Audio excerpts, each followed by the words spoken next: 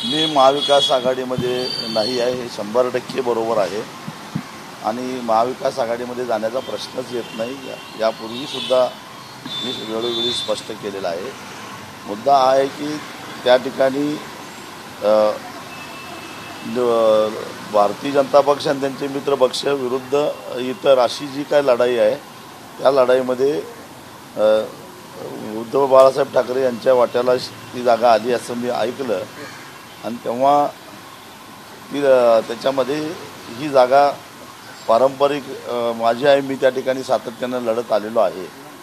तेव्हा आघाडीनं उमेदवार उभा न करता किंवा शिवसेनेनं उमेदवार उभा न करता मला बाहेरून पाठिंबा द्यावा आणि ही लढत मी सहज जिंकू शकतो हे सांगण्यासाठी म्हणून मी आज या ठिकाणी आलेलो होतो। सकारात्मक चर्चा झाली, निर्णय झाला नाही, परंतु चर्चा आमच्या चालू राहते। राजू सर, उद्धव ठाकरे यांचा तुमच्याकडे आग्रह आहे की तुम्ही मशाल या चिन्हावर निवडणूक लढवावी। तुम्ही म्हणतात की अपक्ष उभं राहून तुम्हाला पाठिंबा हवा आहे, तसा प्रस्ताव आलेला होता, पण मी त्यांच्या लक्षात आणून दिलं की गेली 25 वर्ष मी वेगवेगळ्या निवडणूक लढवल्या, त्या संघटना म्हणूनच लढवलेल्या आहेत किंवा संघटनेनं स्थापन केलेला 2004 सालीचा स्वाभिमानी पक्ष आहे, त्या पक्षावरच मी निवडणुका लढवलेल्या आहेत। मी आयुष्यात कुठल्या इतर पक्षाच्या चिन्हावर निवडणुका लढवलेल्या नाही आहेत।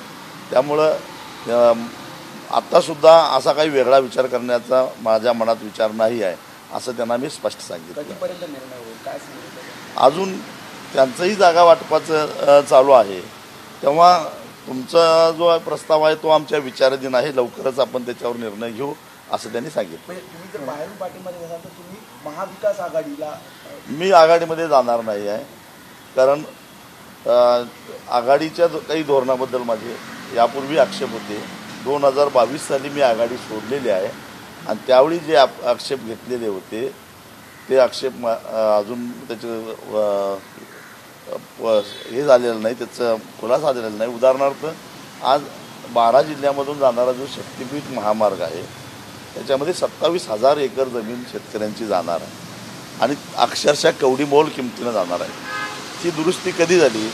बाळासाहेब थोरात महसूल मंत्री असतानाच्या काळामध्ये झाली आणि फार मोठ्या प्रमाणामध्ये शेतकऱ्यांचं तिथं नुकसान होणार आहे। त्याचबरोबर ऊस उत्पादक शेतकऱ्यांना 3 तुकड्यामध्ये ऊसाची FRP द्यायचा निर्णय हा त्याच काळामध्ये झालेला आहे आणि असे निर्णय जेव्हा शेतकरी विरोधी होतात तेव्हा त्याचं समर्थन स्वाभिमानी शेतकरी संघटना कधीच करू शकत नाही।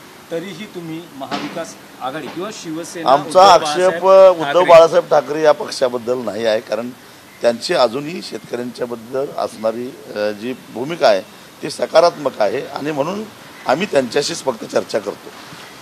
शेवटचा प्रश्न, तुम्ही 6 लोकसभा मतदारसंघ लढवणार आहात, आम्ही तशी तयारी केलेली आहे। पण जर तुम्ही लढवत असाल तर मग महाविकास आघाडीच्या महाविकास आघाडीकडे जातच नाही ना आम्ही, मी सांगितलंच आहे।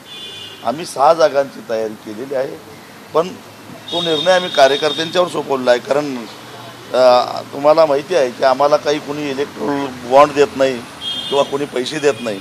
कार्यकर्त्यांना पदरमोड करून निवडणुका लढवावं लागतात, तेव्हा आम्ही या 6 जागावर निवडणुका लढवू शकतो, परंतु शेवटी कार्यकर्त्यांनी स्वतःची आर्थिक ताकद बघून निर्णय घ्यावा असं त्यांना मुभासुद्धा आम्ही दिलेली आहे। नाही, पण समजा जर हातकणंगलेमध्ये तुम्हाला महाविकास आघाडीनं पाठिंबा दिला तर अशा वेळेस फक्त एकच जागा ही अन्य जागाही लढवण्याचा विचार आहे। त्यावेळी जरतारचा विचार आहे, तो कुठला पक्ष कशा पद्धतीनं वागतो, काय भूमिका घेतो त्याच्यावर ठरवू। ABP माझा, उघडा डोळे बघा नीट।